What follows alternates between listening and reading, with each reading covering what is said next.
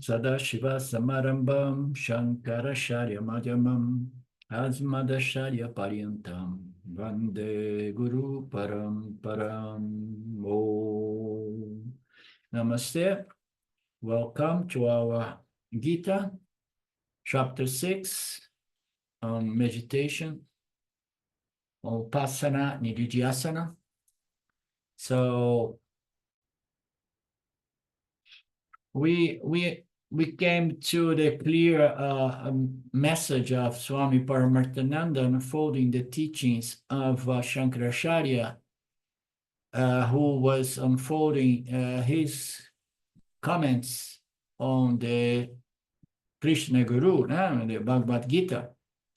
And then we seen last week, that it's quite a process to come to a point of canceling those hardwired vasanas which deposit in our unconscious mind, and which somehow are there at certain point during the classes, or when times are good, situations are favorable. It seems that the knowledge is still there, but when we most need those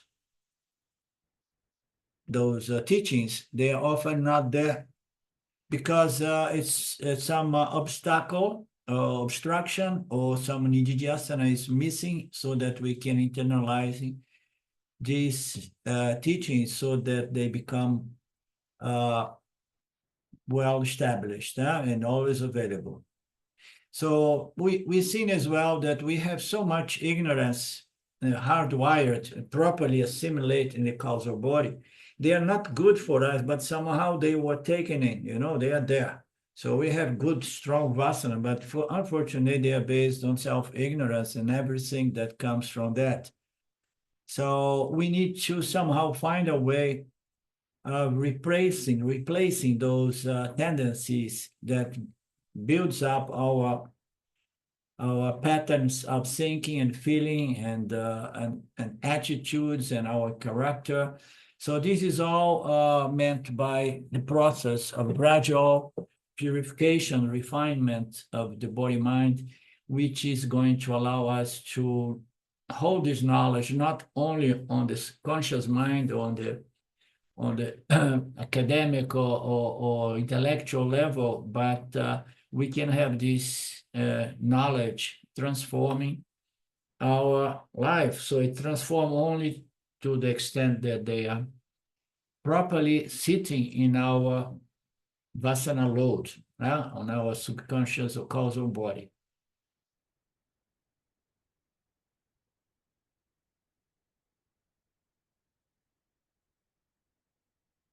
And then Swami, I don't know if we have seen this part as well. Yeah, we have seen already this. He talks a little bit about waning dire, the erroneous zones of the mind, and so on. We have seen that.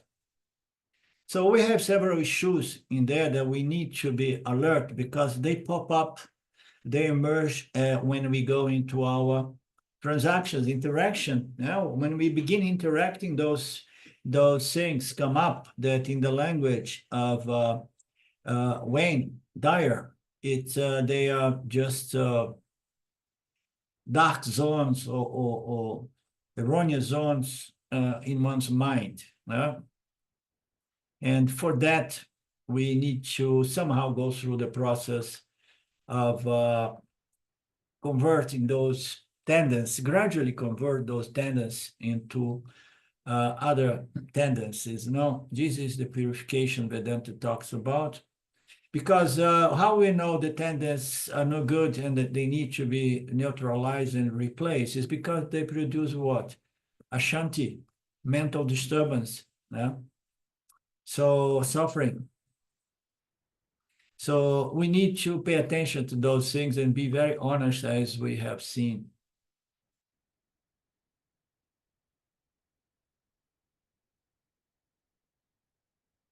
Oh, but it's too much work. So, but you want to be happy.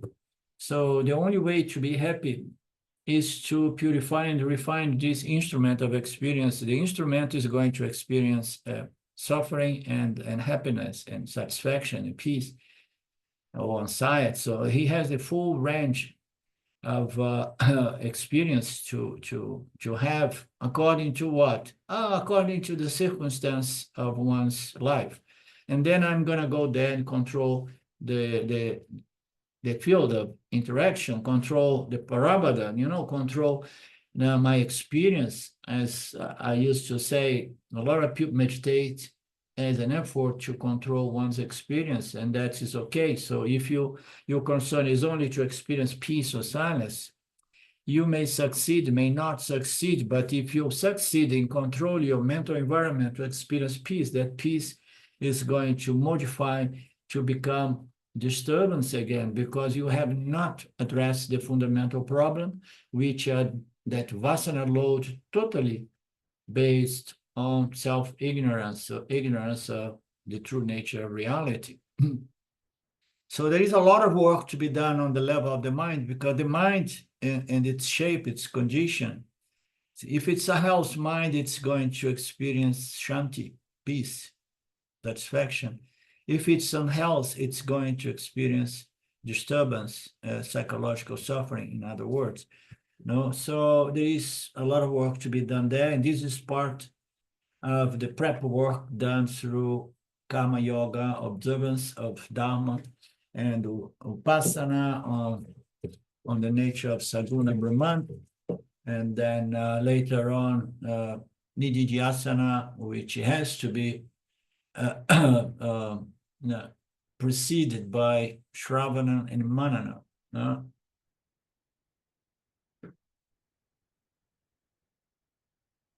Okay. We can't change the mind, the word, so change your mind. Very simple, no? But the mind, how can I change your mind? I cannot really see my mind, I know. It's very subtle work.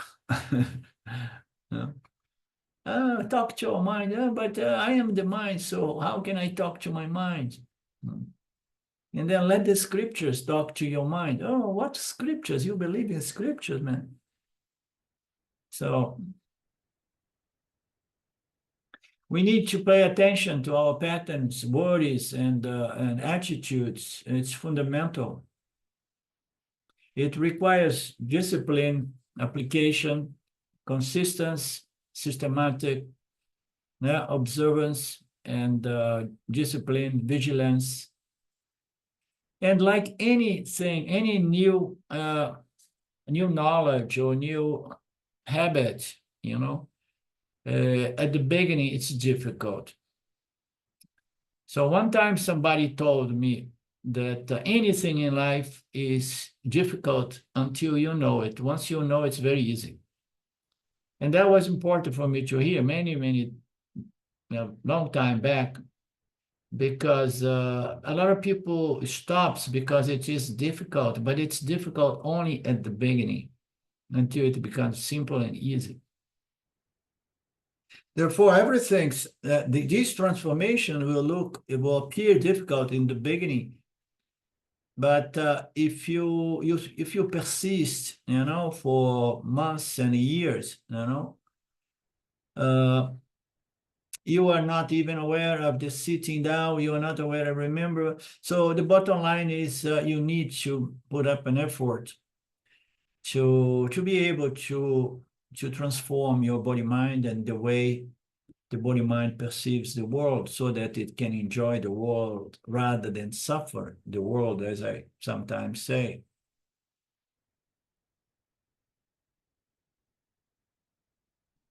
So the goal is to have this vasanas well established in our causal body, so that we enjoy this shanti, this peace and satisfaction effortlessly, with no need of discipline, no need of sadhana, okay?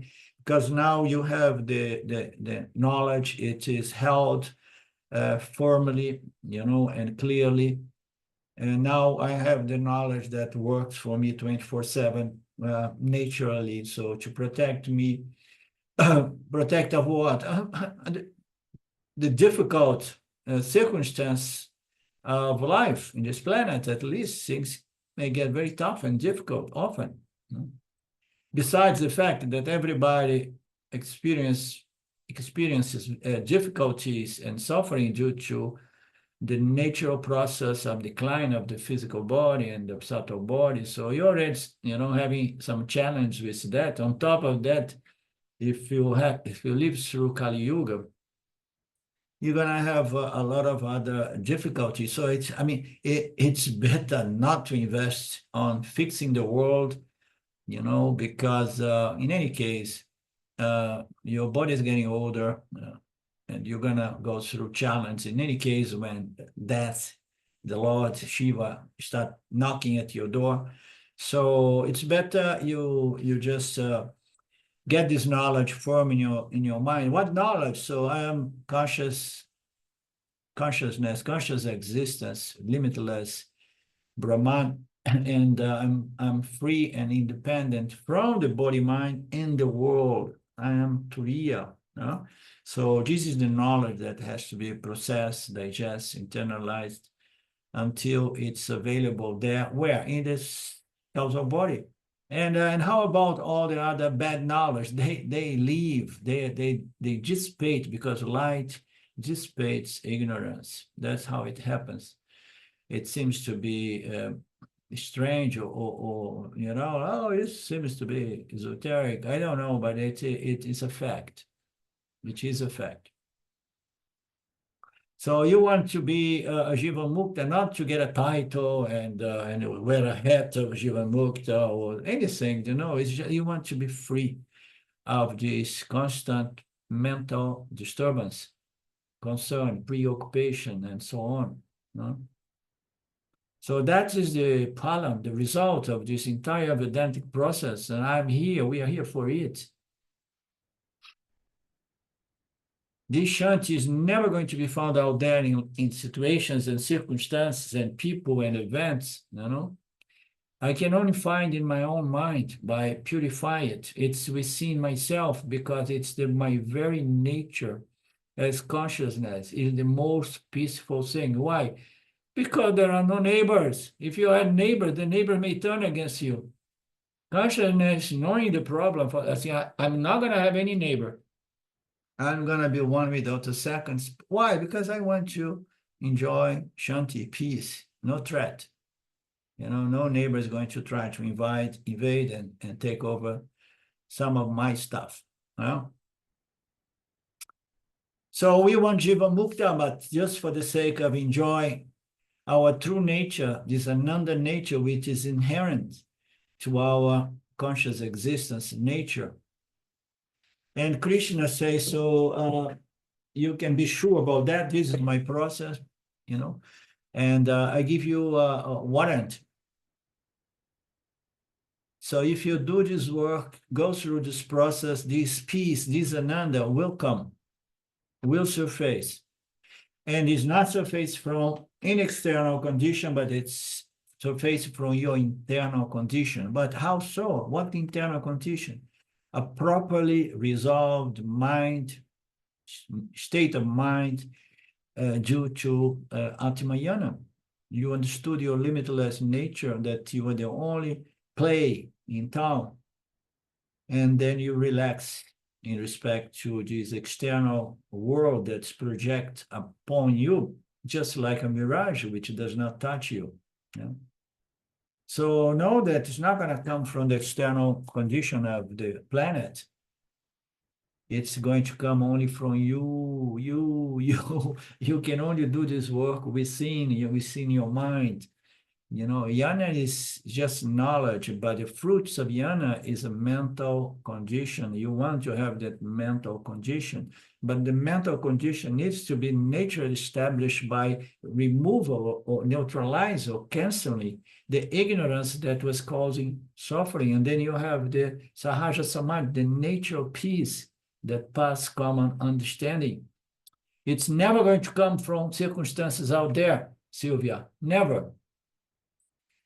Which is born out of association with Brahman. But what kind of association? No, association with the scripture that is trying to prove to me that I am Brahman, everything is Brahman. I cannot associate with something which is my very intrinsic nature, I can associate to the scriptures of the Guru that are trying to help me to understand that I need to claim and own up my Brahman, limitless nature. Brahman means the self, the Atma, my true nature, my higher nature, if you prefer. So this Ananda is my very nature. I just need to own my nature. And then as a byproduct, I'm going to enjoy what? Ananda, peace, satisfaction. And what is the difference by doing that? And now I don't need to try to control the setup of this universe, this planet, or this environment in which I live. I have worked on my ignorance by removing it or canceling it. Now I live in harmony with my nature. I know that my nature is limitless peace and security. So I just need to claim and own it. But this owning needs to be a firm conviction, owning. And that is only possible to the extent that the mind is properly purified and refined and prepped.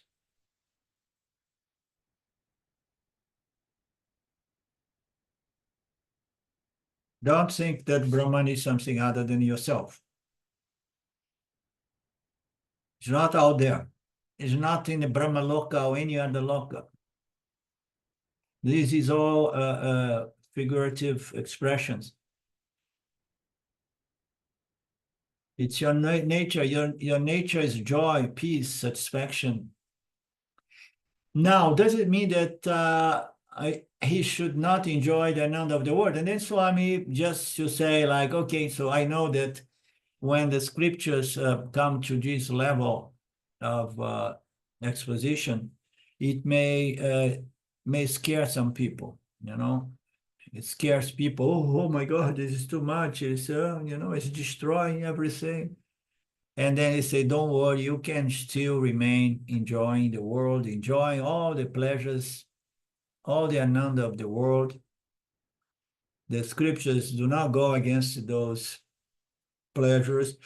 The scripture says that here and there, when some of these gurus, which are a little bit more Vairagya type, they say, what pleasure? This is so the fact that it's not really pleasurable, but there is some consolation, the consolation prize.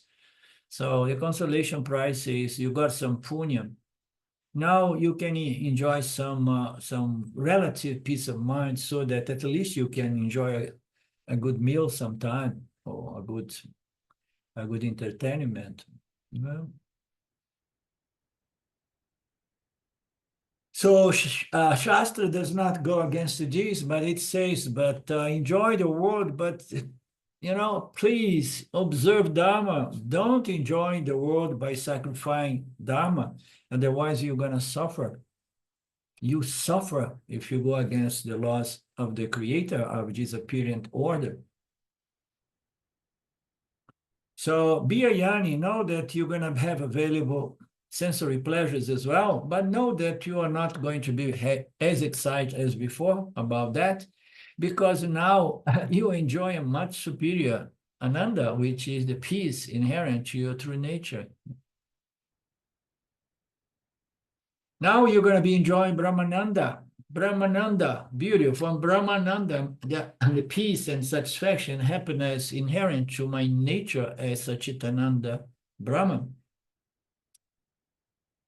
Well, you can still enjoy some good meals here and there, or some good experience, dual experience. You can still enjoy some sense organs. You don't need to become disgusted by any sense pleasure. Like there are some yanis that develop such a strong anti-sense pleasures vasana that they almost throw up if they have to enjoy some sensory pleasure. They are so disgusted by the world. And at least they say here and there. I have met some teachers, who are a little bit like that. Nisargadatta being one of them, here and there he would present this kind of statement. But you just keep an eye, do not violate Dharma. The yearning cannot violate the Dharma because the yearning is not anymore under the spell of binding vasanas. Binding vasanas is what compels us to violate Dharma, you understand? If you have a real strong desire for something, a binding desire, compelling desire, so you are fighting, no, I'm not going to go there, I'm not going to go there, but the desire is so tyrannic that when you see you are going there and you are in the process violate Dharma. So the yana is that which is no longer under the spell of these binding vasanas, desires and aversions, you know. So those ragas and dveshas, they were neutralized or largely minimized by Atma yana. So therefore, it's not going to. But any junior yani needs to keep in mind that observance of Dharma is absolutely important because you are trying to purify and refine your mind and developing a contemplative mind so that you can, begin doing this nidhyasana through your interaction and hold the teaching. The moment that you violate Dharma, the mind gets disturbed, and then you can't do the job as before because you got some conflict, some trouble. No? And then you have a problematic mind coming to visit you. So Swami presents sometimes very simple and beautiful examples, using, of course, the Indian lifestyle there. So as we know, there is so much power cuts. So in India, so power is off. So when it's off, if you are lucky, you have, at least on those 20, 30 years ago when I was there, you need to have a generator. So you have a generator, so you don't depend on the corporation electrical power company, So here I don't have generator, but I have a off-the-grid system. I get my power from the sun to run everything. And so Yana is a kind of a generator. When things start not really being provided out there in the exterior conditions, oh no, this is not there anymore. It doesn't matter. I have my own source of Ananda. I have my own source of peace. Oh, the power came back. Now we have electrical power. Okay, so we can enjoy some other things. It's evening, so now power came back. But the power went off. It's okay. I have my own light within,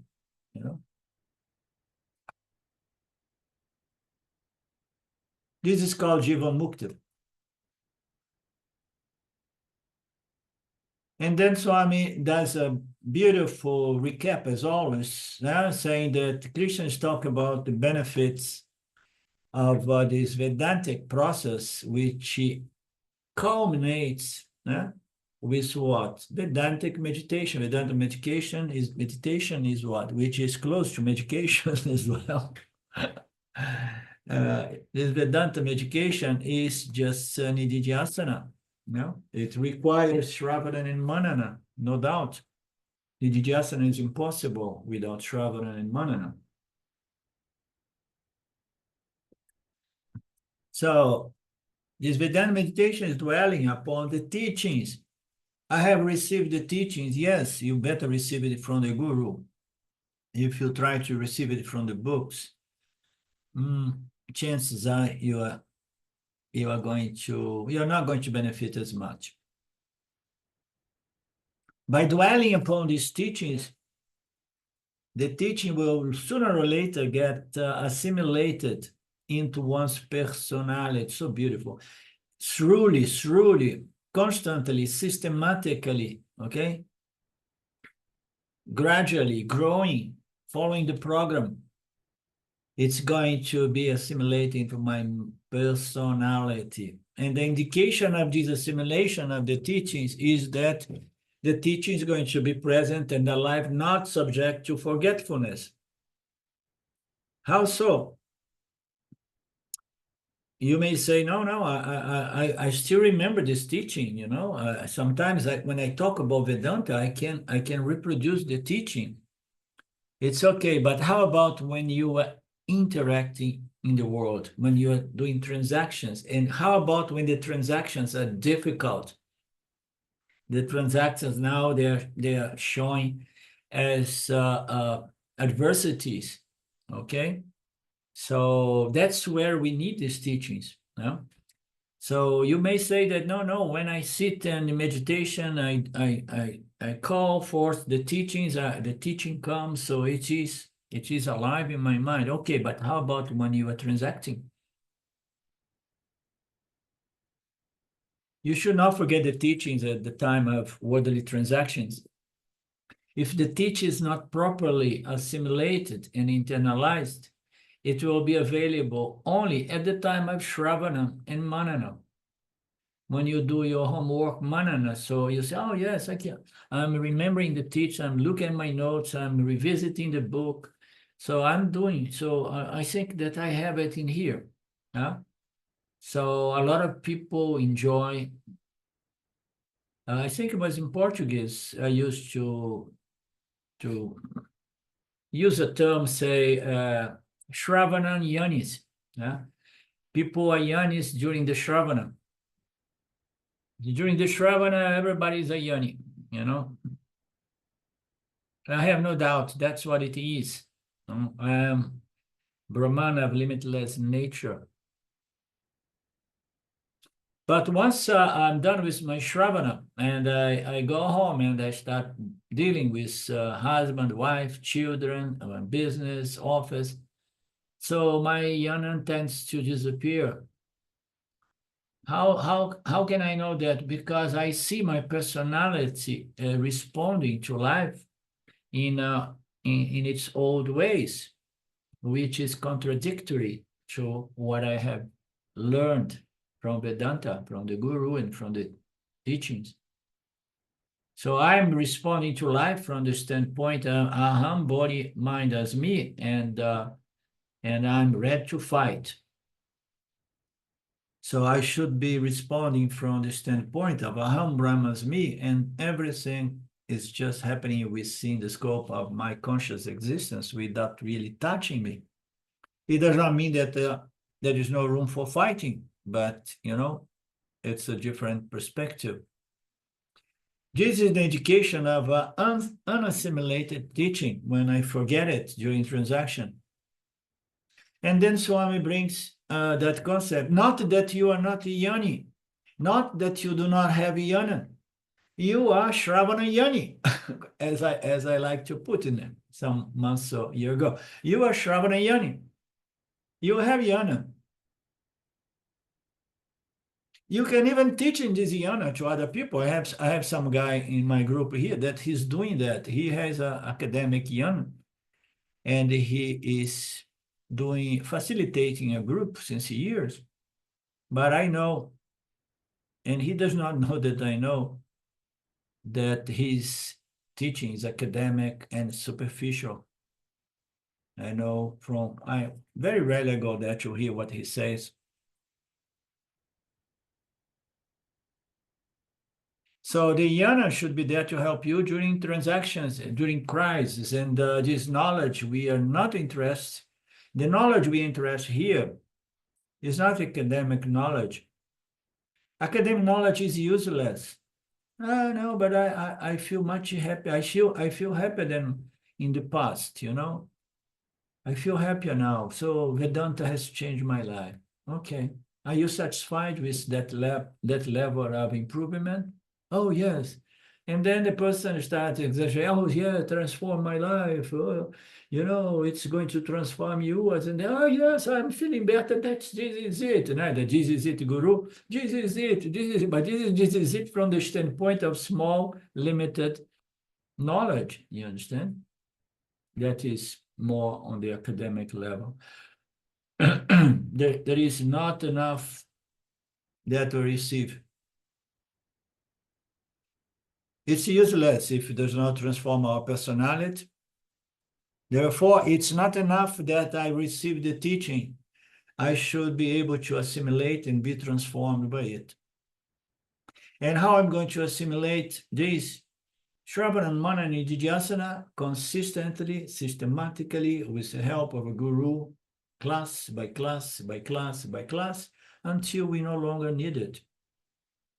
Until we are really, for sure, honestly transformed by this process of replacement of ignorance-based vasanas with vasanas which are based on the true nature of reality. There's no other way. Spending time, dedication.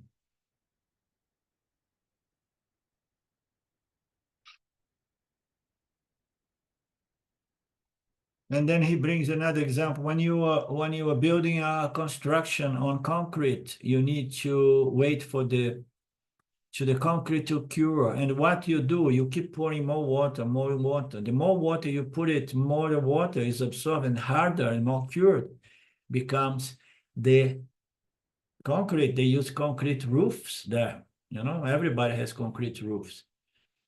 So they don't have much clay to do this these clay roofs that we see in many parts of the world. The more it cures, the more it wells out the concrete, the stronger is going to be your ceiling. The same is with Vedanta. The more you cure, the more you just pour water, pour more Shravana, Mana, and Nididhyasana, especially Nididhyasana. No, the more retained and strong will be, and clear will be your knowledge. So just giving time is our Nididhyasana. And the benefit of giving time to this process is my personality gets cured, my personality gets transformed. I begin enjoy my life, enjoy this appearing duality. And what kind of enjoyment? It's just peace and satisfaction and gratitude and wonder to see how Maya Shwara pulls something like this. And just for the sake of having these human creatures experience pleasure and pain until they understand that there is something wrong with trying to be happy in this world, by attracting pleasurable experience. So this teaching has to sink roots into the causal body until it's available to me 24/7 during my transactions. They are unforgetful, doubtless. So what is a teaching that is not subject to forgetfulness? Krishna reminds us of the teaching in 3 layers. Now he just brings another summary of the 3 layers of the teaching from a different angle. We are talking about jnana. I'm not talking here. These three levels of Nididhyasana is no longer involving the triangular format. Okay, this is just you consciousness fortifying your self-knowledge until it becomes strong and doubtless. So the first stage of this final Nididhyasana is I am not the body-mind complex. I am the consciousness inhering the body-mind complex. I am the consciousness which pervades, permeates, and vivifies this body-mind-sense complex. I am the self, I am the I, the Atma. The body-mind-sense complex is the Atma. So I'm not even a Deva. I am the conscious spirit of none of these phenomenal objects in the subtle and physical universe. I'm not matter, I'm the spirit. So the first level of the teaching is to understand I'm not the body-mind-sense complex, I am consciousness. And consciousness is what pervades, permeates, and vivifies this body-mind.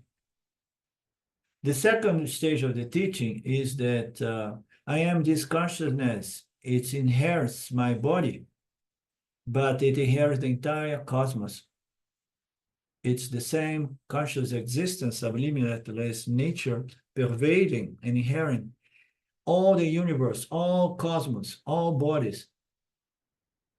So this consciousness is my true nature, and I pervade everybody and even the inert world of objects. So the first we get the knowledge that, oh, I am consciousness and I am the additional of this body mind. And I say, oh my God, like they say in the USA, oh my God.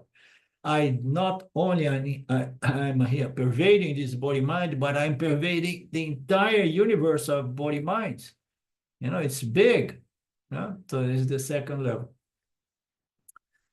And then the third level, there is a small correction, because rather than see that I am pervading, permeating, and enlivening the entire cosmos of jivas, of body minds, I'm there, the indweller, I penetrate and I make everything dance when I get up, So instead of having this, understand that I'm indwelling in every body mind sense complex.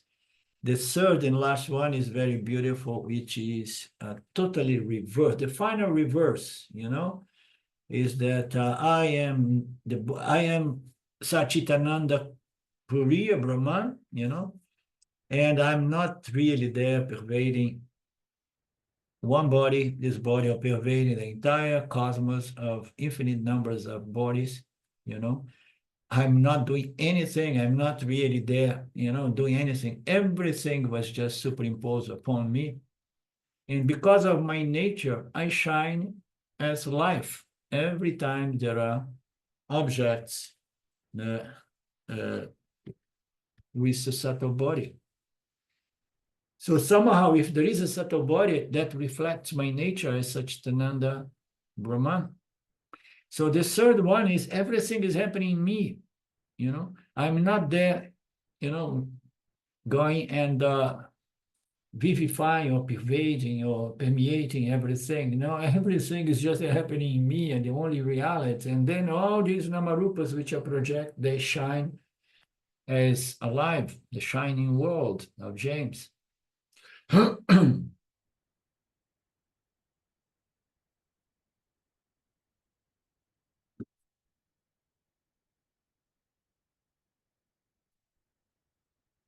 I'm not in everybody. Everybody is in me. Now, how many times we heard that? Everybody is happening within the scope of I conscious existence. Me, oh, it's difficult to understand me. You think in terms of space. It's a space-like consciousness. Everything happens in the space below the line of Maya. The first element is space. And then out of space, the apparent order of infinite, numberless namarupas, multitude of namarupas, they spring forth. Where in space, from space, within space, nothing escapes space in this meteor reality. So I am beyond the space, I am beyond the time. Even the space is just a small superimposition upon myself. So I am the space behind the space. Or I am a space-like consciousness. I am the adsthanan of the entire universe. So, but I don't go there. They come and they are just superimposed upon me. The same way shapes, forms of gold are superimposed upon gold.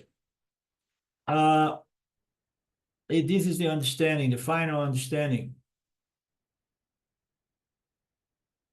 We have seen several metaphors and analogies and teachings. The space within the clay pot, the space outside the pot. It seems that the space is contained by the walls of a certain container or pot, but the space is all pervasive. It's the same outside the pot, it's the same in all pots, and it's the same pervading the walls of each one pot. Everything is happening within consciousness. Nothing escapes consciousness. That's the meaning of nothing escapes consciousness.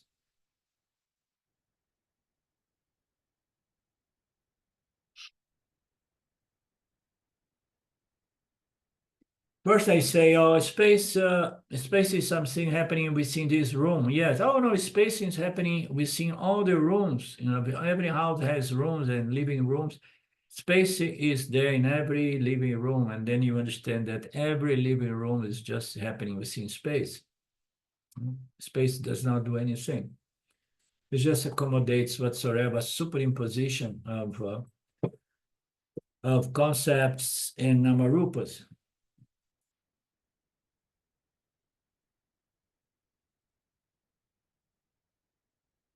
So these are the three levels of nididhyasana. Self is different form,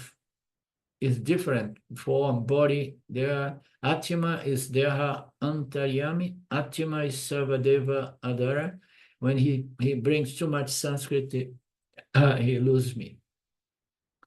This vision is not only this vision not only I should understand and assimilate, I should not forget. This is a hard and fast, well-retained, clear self-knowledge, even through very challenging strikes of life, tragedies of life.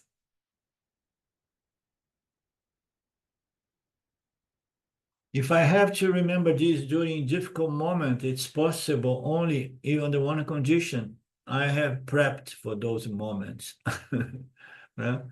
It's like the person who lives in Chennai that knows that water there is a problem. And he opens a restaurant, just like I did when I was very young, before I left Brazil.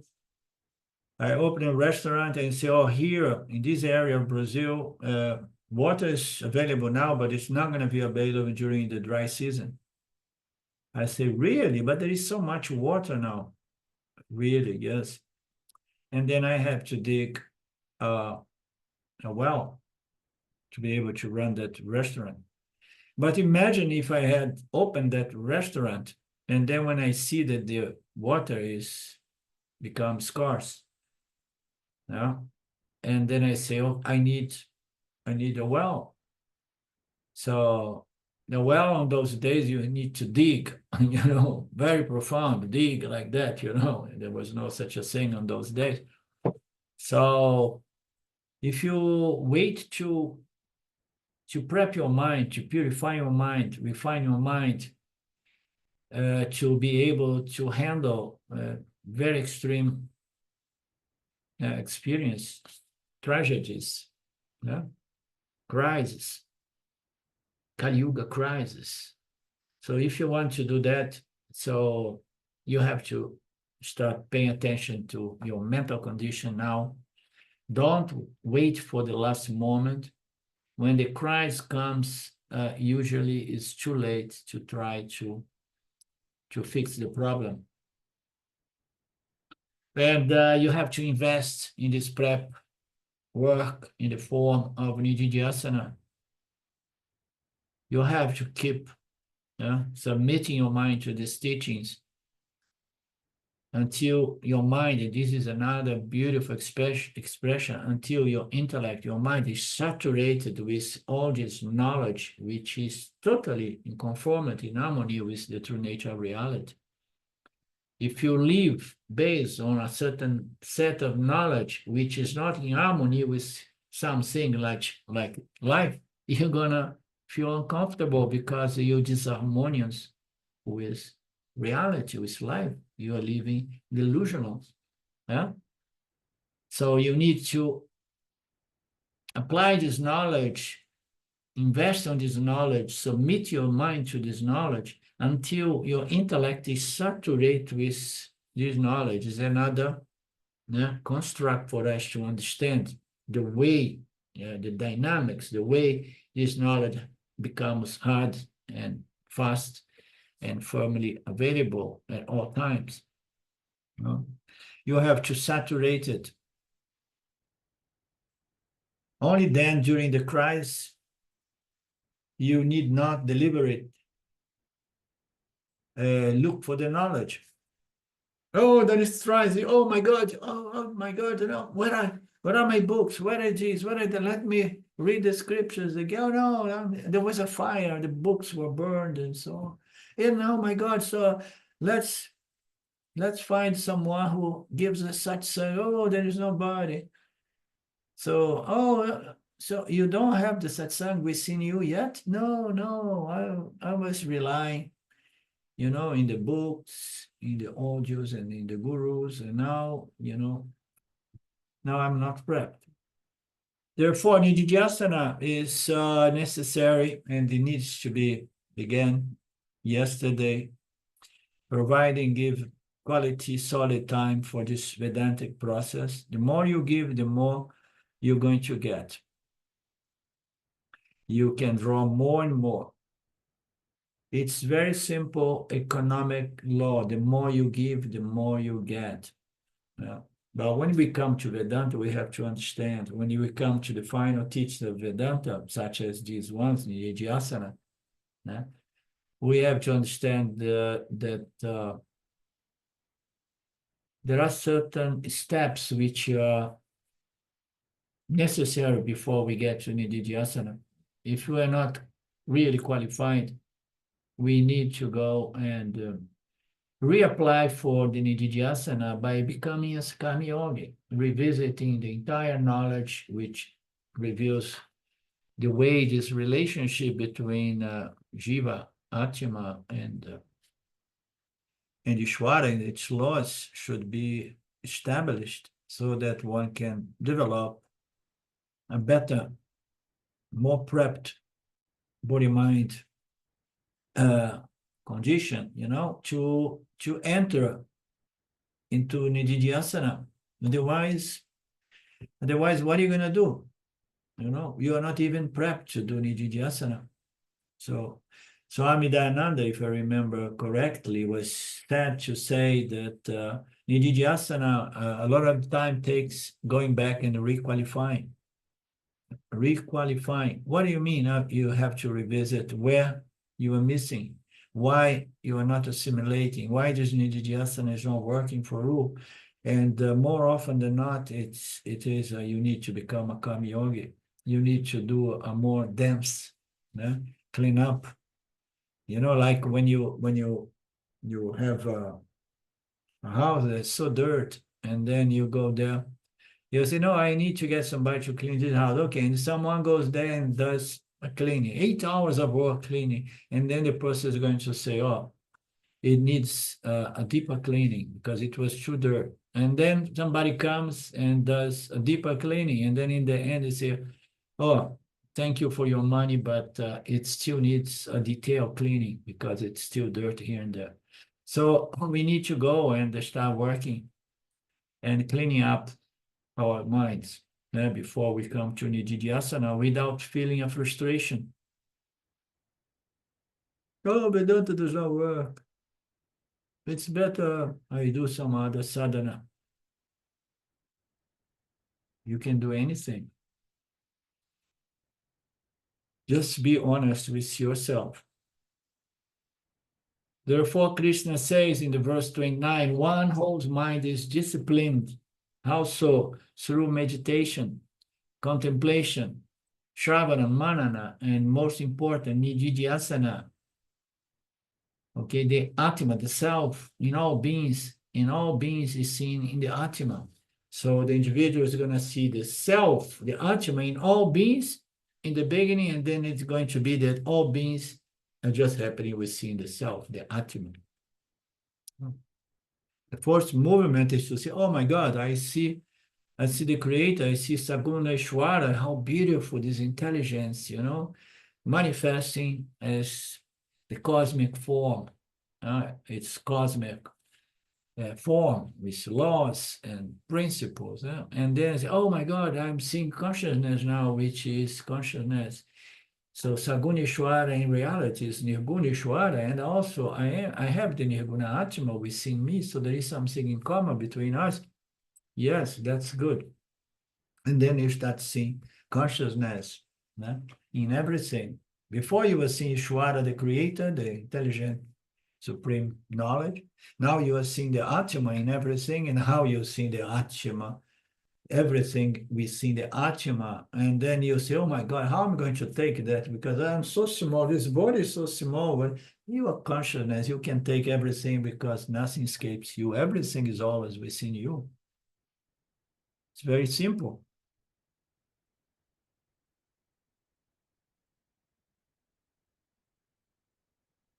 So this yearning with disciplined mind through the entire process that leads to Nididhyasana is going to perceive the Atma in all beings, and all beings later on is within the Atma.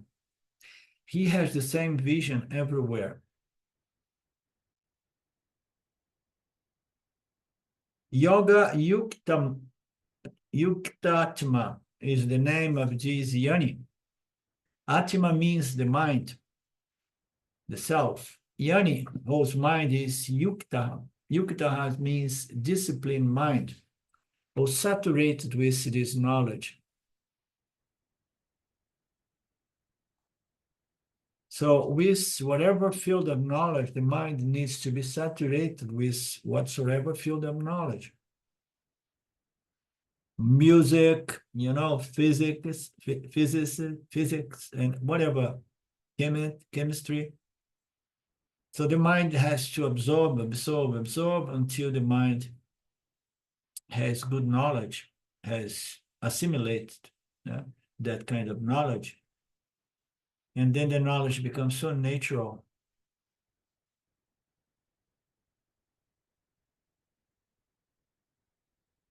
You need to dedicate your life to get this saturated knowledge in whatsoever field of knowledge, objective scientific knowledge as well. The greatest genius in scientific knowledge, they have given so much to saturate their mind with those fields of knowledge and bring some new insights into the table as well.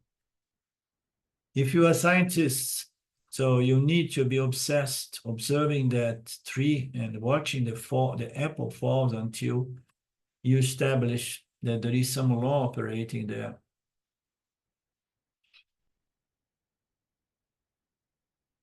The scientist has a different mind. He's interested to understand the laws and principles. So the fall of the tree does not attract him in the sense that he wants to eat the apple, the fall of the apple. He wants to understand why the apple came down rather than raised up. And then he understands there is a universal law here that the objects, smaller objects attract to the larger objects. If you are an engineer, you will study that principle. But if you are Vedantin, try to saturate your mind with Vedantic knowledge, Upanishadic knowledge. It's such a distraction to see people trying to merge quantum physics and other scientific laws, with Vedanta, as if that could represent a leverage to understand the true nature of reality, I find that so much. I have one guy who now he stopped bothering me during my class, but in the past he was always trying to bring something as something that could help from the field of physics. Physics, you say?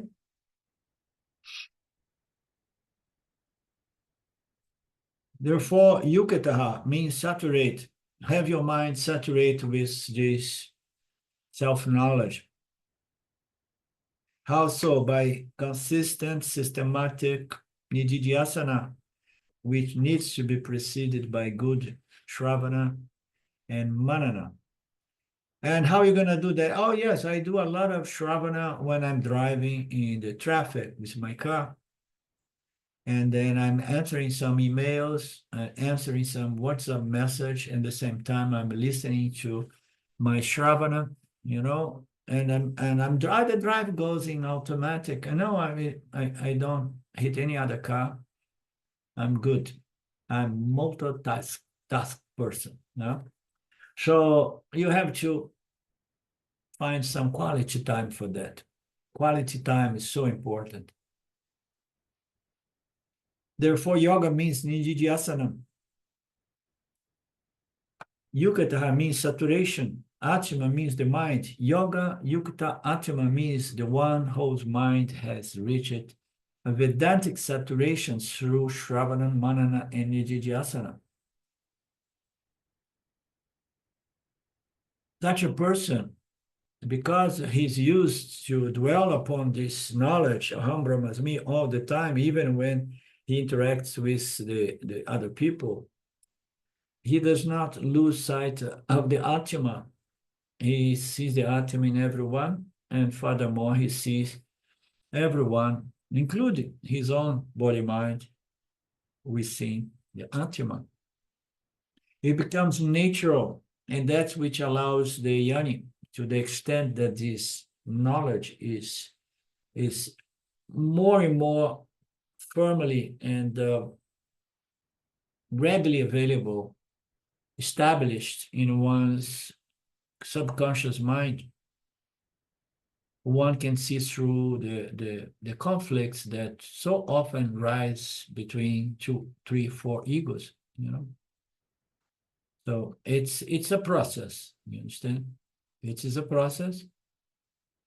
And as I often say, self-knowledge, it almost like represent the beginning of this process of seeing everything happening within you. Therefore, there is no need to get excited and respond violently to anybody, not even to a violator of Dharma, no, which appears to be a contradiction. No? But it's all about, it's not about what can be done, what should be done physically out there, but it's the feeling, the attitude within our hearts by which we do things to protect even the Dharma.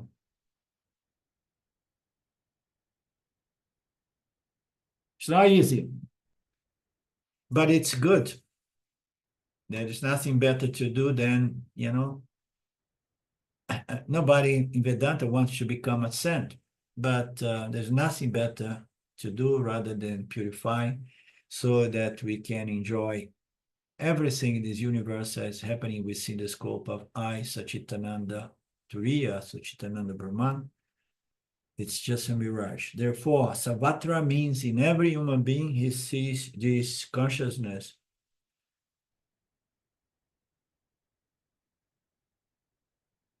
There is this inherent consciousness within everybody, the life principle vivifying, animating the animated jivas, the consciousness principle which appears as the indweller. He appreciates this vision. This is sama darshana, a vision of equanimity. He sees everything is just consciousness, the indwelling principle. He does not mean to say that he does not see the namarupas, the difference. He does not see, the different qualities of body mind. Some of them, they have such a terrible vibration. They are so, demoniac-like. But yet he sees that nothing escapes some consciousness. Consciousness is the substratum of everyone. He's going to see the difference physically and mentally in all these namarupas, but he will hold his ground, her ground, to see that everything is just happening with the consciousness, and I am that consciousness. Difference are there. The projections are nothing but multitude of difference. But he does not lose the sight of the oneness of consciousness, the only reality on which diversity, plurality, all the spectrum between good and bad is projected. Just like the gold ornaments in relation to the gold. This sama darshana, savatra sama darshana, seeing things all equal as consciousness, is the goal.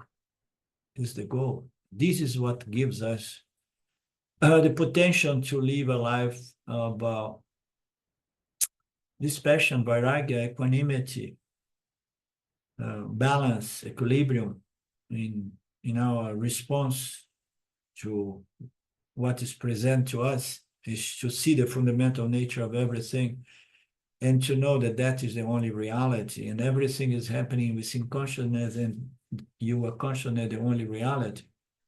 So it seems to be almost impossible. Yes, it does seem. So how are you going to do that? Because I want to live in peace, and if we are meant to do something with this strange place that we are born, it must be something that brings forth my nature of peace and love and satisfaction as Ananda, as is said by the scriptures, Satchitananda.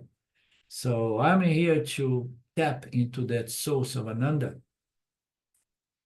And therefore, I keep doing my work, even after self-knowledge, and even after self-knowledge was reasonably assimilated and internalized.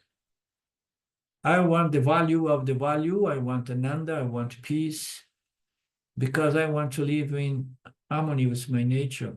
I want to have this Sama Darshana, the vision of equanimity.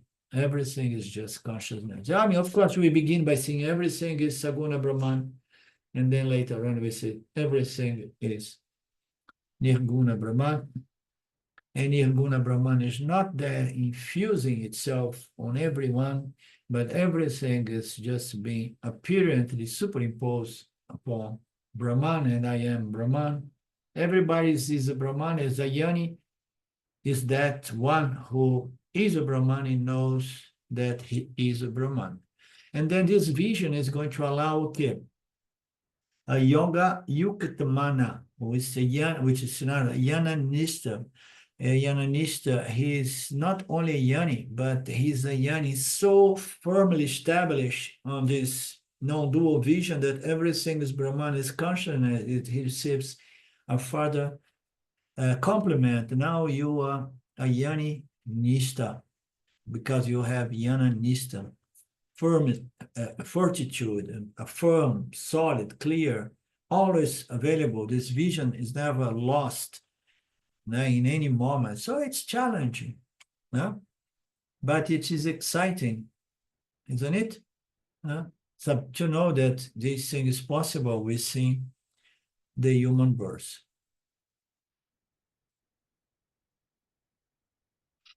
Okay, dokie. Anything else? Are you enjoying this chapter 6? I am big time. So nice to revise it.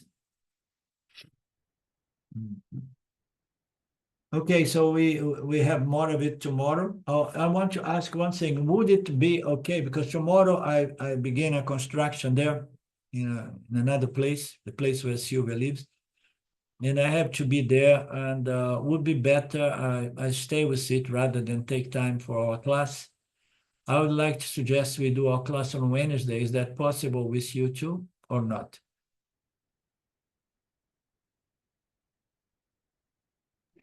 Yeah, I don't see any problems. I think that's okay. Okay, if anything changes, tell me, okay?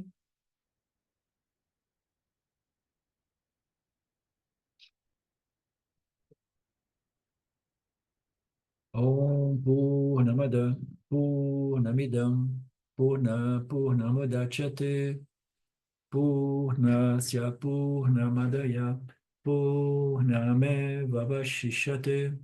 Om Shanti Shanti Shanti. Om.